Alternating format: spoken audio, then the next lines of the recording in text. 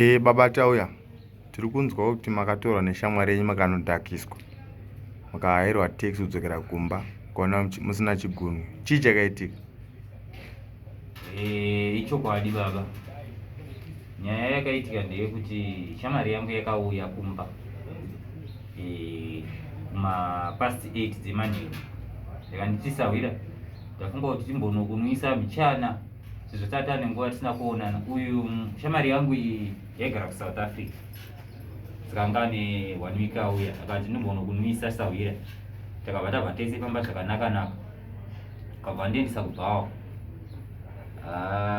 Ndakanwiswa doro. Chaindinetsa ndechekuti iye ainyanya kunwa madhiringi ndichinwiswa doro. Ende handisizoziva kuti chii chakandisira mudoro because ndakadhakwa zvokuti handazomboziva kuti zvakaitika. Ini ndakazongopepuka makuseni. Ndakumba. Asi pananga ndakumba manje ndasina chigunwe. Ndakabviswa chigunwe chihombe ichi. Ndakabviswa chigunwe chihombe. Ndakabviswa kukuratidza here. Aiwa, hamusatiratidza. Vamwe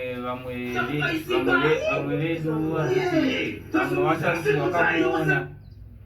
Vazhinji vari kuti vakamuona ati angani mota ende tumutsvaga mukomana yaaswani. Handisi kuziva kuti akadzokera kuSouth Africa here vanhu takaita sei. Asi ini ndakabviswa chigunwe. Ndakabviswa chigunwe handina kumbonzwa kana marwadzo. Ndakazongonzwa marwadzo amakuseni ndiri kungonzwa mukadzi wangu ari kungodizoni ndakadzoswa manheru netaxi.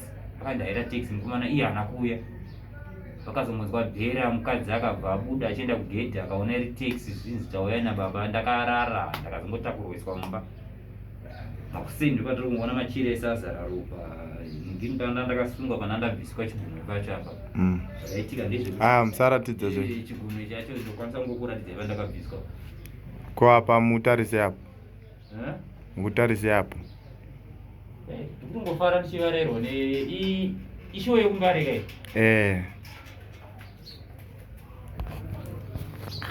Kumbari tinofanira kunge tiriko kako. Suwa 4 June. JB family. Nana windi president. Dadza D kina.